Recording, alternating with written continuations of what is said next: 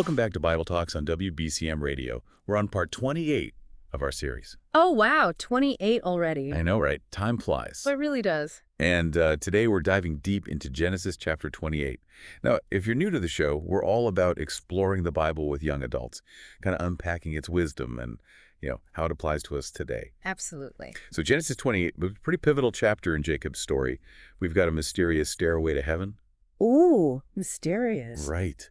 A stone pillow, and even a name change that has a lot of deeper meaning. It's amazing how this chapter really sets the stage for so much that happens later in Jacob's life and really for the whole trajectory of the Israelite nation. Yeah, you're right. It all starts with Isaac sending Jacob away to find a wife. But there's a catch. He gives Jacob a specific instruction. Don't marry a Canaanite woman. Right. Now, was this just about, parental preference? No, not at all. You see, marrying within one's own people was really vital for maintaining their faith and their cultural identity. The Canaanites, they worshiped different gods, and intermarriage was seen as a threat to the covenant that God made with Abraham. Right, that makes sense. And then we see that tension play out immediately with Esau, right? Exactly. He goes and marries Ishmael's daughter. Yeah. Basically doing the opposite of what Isaac told him to do. It's really interesting because his actions really highlight the contrasting personalities and choices of these twin brothers. Yeah. Esau, he's very impulsive, driven by his desires, whereas Jacob, though flawed, seems to be wrestling with his faith and his destiny in a very different way. Yeah, it really makes you wonder what was going on in Esau's mind. Was it rebellion? Was it a genuine desire to connect with other cultures? Or was it maybe something else entirely? Right. The commentators offer a lot of different interpretations, but the text definitely paints a picture of two brothers on very different paths. Yeah, for sure. But let's get back to Jacob. Okay. So Jacob is now on his journey to Padan Aram, and he stops for the night alone. And he uses a stone for a pillow. Now, that seems like a minor detail, but do you think it could be symbolic? Oh, absolutely. In ancient cultures, stones were often seen as more than just objects. They could represent strength, permanence, even a connection to the divine. Interesting. Yeah. Some scholars suggest that this stone pillow could symbolize Jacob's isolation, his vulnerability, or even a foundation that God's going to use to build his future on. I like that. That's a really fascinating interpretation, especially when you consider what happens next. Jacob has this vivid dream, right, of a stairway reaching to heaven with angels ascending and descending. What's the significance of that imagery? Well, many see this stairway as a bridge between heaven and earth, a symbol of divine communication. The angels going up and down could represent God's constant interaction with humanity, his active presence in the world. Yeah, that's powerful imagery. And then at the top of the stairway, Jacob sees God himself. Yes. What does God say to Jacob in this dream? Well, he reaffirms the covenant that he made with Abraham, promising to give Jacob and his descendants the land on which he is lying, countless descendants, and blessings that will extend to all nations. Wow. It's a pivotal moment for Jacob on his journey, where he receives the same promises that were passed down to his father, Isaac. Right. So this dream, it's not just like a personal revelation. It's part of a much larger narrative of God's plan unfolding across generations. Right.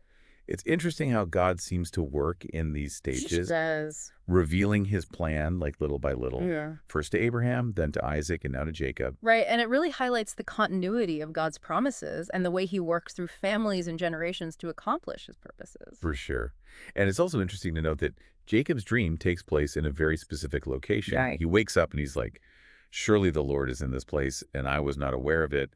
And he calls the place Bethel, which means house of God. So this idea of encountering God in specific places, we see it a lot throughout the Bible. What do you think it means? Well, it speaks to the concept of thin places, where the veil between the physical and spiritual worlds feels thinner, allowing us to experience God's presence more tangibly. Okay. And these places can be, geographical locations like Bethel, or moments in time where we just feel a heightened sense of the divine. I love that idea. Thin places. Yeah. It makes me think about times in my own life where I felt that sense of awe and wonder, that awareness of something bigger than myself. It really makes you wonder if we're more attuned to those thin places than we realize. Absolutely. It's certainly a question worth pondering. But going back to Jacob, he doesn't just acknowledge God's presence, he responds with a vow. Yeah. He promises to follow God if he protects and provides for him on his journey. That's interesting. It sounds a little bit like a bargain, though, right? Like, if you do this for me, God, then I'll do this for you. Yeah. So what does that tell us about Jacob's character at this point in his life? Well, I think it shows that Jacob is still growing in his faith. He's willing to follow God, but he's also seeking reassurance. Right. He's testing the waters, so to speak, before fully committing. Right. I mean, it's a relatable struggle. Oh, for sure. We all have those moments of doubt, Yeah. times when we question God's plan or bargain with him for what we want. Oh, absolutely. But it's encouraging to see that even in those moments of imperfection, God doesn't reject Jacob. He doesn't. He honors the vow, even though his promises are already unconditional. Precisely. God meets Jacob where he is, in his humanness, and continues to guide him towards his purpose. And as part of his vow, Jacob makes a pretty significant commitment. He pledges to tithe, Right. giving 1/10 of all he receives back to God. Now, tithing is something that we hear about a lot. But what's the deeper meaning behind it? Is it just about money, or is there something more to it? That's a great question, and one that we'll delve into further in the next part of our deep dive. Stay with us.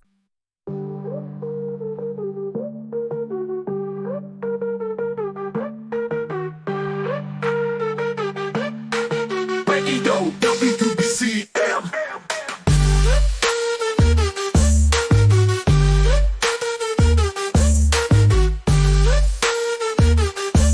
Radio WBCM. Welcome back to Bible Talks on WBCM Radio. Where we're picking up our deep dive into Genesis 28, exploring Jacob's journey and his encounters with God. Right. Last time we left off with Jacob making a vow to God after that incredible dream at Bethel, Yeah. promising to follow God if he protects and provides for him on his journey. And he even committed to tithing, He did. giving back 1/10 of all that he receives. I'm curious to explore that concept a little bit further. Okay.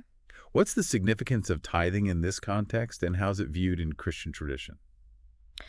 Well, tithing has its roots in the Old Testament law, Right. but it's more than just a legalistic obligation. It's an act of recognizing God's ownership of everything Okay. and expressing gratitude for his blessings. So it's not just about the money itself, it's more about the heart behind it. Exactly. It's about acknowledging that everything we have ultimately comes from God and responding with a spirit of generosity and gratitude. In Christian tradition, tithing is often seen as a way to support the church and its mission. But it's also about cultivating a heart that recognizes God's provision in our lives. Yeah, that makes sense. It's a way of putting our faith into action, demonstrating our trust in God's provision, even as we're giving back a portion of what we've received. Precisely. Now, let's follow Jacob as he continues on his journey to Paddan Aram, the land of his relatives. Okay. He's heading to the household of Laban, his uncle, who is also his mother Rebekah's brother. Remember, Isaac specifically told Jacob to find a wife from among Laban's daughters. Right. So there's a family reunion in the works, but, knowing the book of Genesis, things are rarely straightforward. What kind of reception does Jacob receive when he arrives at Laban's place? Well, upon arriving in the land of the people of the East, Jacob encounters some shepherds by a well and inquires about Laban. Okay. And wouldn't you know it, one of the shepherds is Rachel, Laban's daughter. Oh, wow. What are the chances? Talk about divine intervention. Right. So Jacob is immediately smitten with Rachel. He is indeed. He goes to Laban, tells him all that's happened, and Laban welcomes him and offers him a place to stay. But there's a catch. Okay. I was wondering when the plot twist would come in. Yeah. What's Laban's angle here? Laban proposes that Jacob work for him for 7 years in exchange for Rachel's hand in marriage. 7 years. That's a pretty steep price for a bride. Mm-hmm. What do you make of Laban's motivations here? Well, it's hard to know for sure, but some commentators suggest that Laban might have recognized Jacob's strong work ethic and character and saw him as a valuable asset. Okay, so that's possible, but it also sounds a bit opportunistic, don't you think? Yeah. Like taking advantage of Jacob's love for Rachel. There's certainly an element of that. Regardless, the text tells us that Jacob loved Rachel very much and agreed to the deal. Wow. 7 years of labor for the woman he loved. It really highlights the lengths people will go to for love, but it also kind of raises questions about the cultural norms of the time regarding marriage arrangements and dowries. Right. But there's another twist, isn't there? Oh, yes, there are the deceptive one. Well- After the 7 years were completed, Laban tricks Jacob into marrying Leah, Rachel's older sister. No way. How did that happen? Did Jacob not know who he was marrying? Well, the wedding took place at night, and the bride was veiled, so Jacob didn't realize he had married the wrong woman until the next morning. Oh, that's awful. That's shocking. You have to wonder if this was like a common practice back then. Yeah. I got to say, Laban's character is looking pretty shady right about now. Yeah. So how does Jacob respond to this deception? As you can imagine, Jacob is furious. Yeah. He confronts Laban, who then offers a rather unusual solution to the problem. I'm going to guess. Jacob has to work another 7 years for Rachel. You got it. Laban agrees to give Rachel to Jacob as a wife as well, but only after he fulfills another 7 years of labor. Wow. So Jacob ends up with 2 wives, He does. Leah and Rachel, but clearly his heart belongs to Rachel. Right. And this situation kind of sets the stage for a lot of tension and rivalry between the sisters, which we see unfold later in Genesis. Yes, it does. It also raises some interesting questions about marriage, love, and family dynamics in the ancient world. Absolutely. And I'm sure we'll have a lot more to unpack as we continue to follow Jacob's story. But before we move on, what are some key takeaways from this part of Jacob's journey that we can apply to our lives today? Well, I think one crucial takeaway is the importance of honesty and integrity in our relationships. Okay. Laban's deception caused a lot of pain and conflict, and it serves as a reminder that our actions have consequences, and trust is vital in any relationship. That's a really powerful point. We also see the theme of perseverance in Jacob's story. He faces many challenges on his journey, but he remained committed to his goals, working hard and waiting patiently for what he desired. Absolutely. And ultimately, God blessed Jacob with a large family, even amidst the complexities of his marriages. It's a reminder that God can work through our imperfections and bring good out of difficult situations. That's an encouraging reminder for us all today. But this is only part of the story. There's so much more to uncover about Jacob's life and the unfolding of God's plan.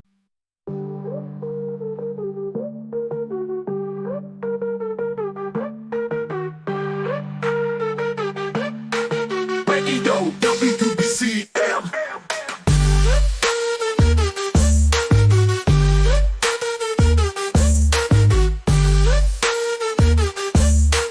Radio WBCM. Welcome back to Bible Talks on WBCM Radio.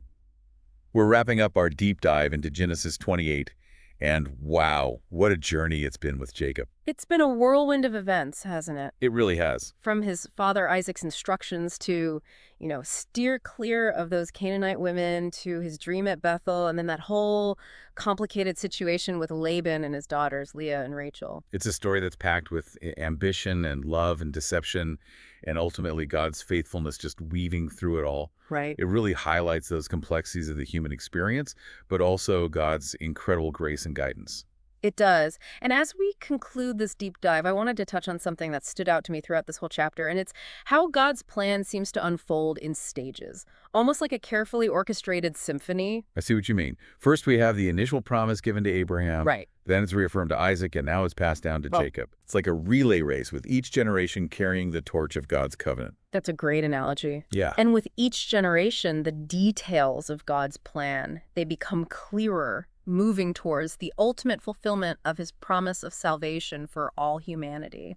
It's just this powerful reminder that we're all part of something so much bigger than ourselves. Yeah. Each playing a role in God's grand narrative. Right. And even when life gets messy, even when we make mistakes or face challenges, we can trust that God is still working, weaving together all the threads of our lives to accomplish his purposes. That is encouraging. Yeah. So as we finish up our deep dive into Genesis 28, what are some key takeaways that we can carry with us? Well, I think first and foremost, it's that importance of seeking God's guidance in our own lives. Okay. Jacob's story reminds us that God is actively involved in our journeys, even when we don't even realize it. And that he remains faithful to his promises, passing them down through generations. Exactly. Yeah. And then also the significance of honoring our commitments. Jacob's vow to God, even though it came from a place of bargaining, demonstrates a willingness to follow God's leading. And even when things don't go according to plan, like with his marriages, God's grace and provision are still evident. Right. It's this powerful reminder that even in the midst of trials, God is with us, guiding us towards his ultimate plan. So much to ponder from this chapter. There is. If you've enjoyed this deep dive into Genesis 28, be sure to check out our other episodes on our YouTube channel, www.youtube.com at Radio WBCM. We also have a great selection of Christian music reviews from various genres. Oh, yeah. So you can preview before you buy. That's awesome. Don't forget to like, share, and subscribe so you can stay up to date on our latest releases. Thanks for joining us on Bible Talks on WBCM Radio. Until next time, may God bless you.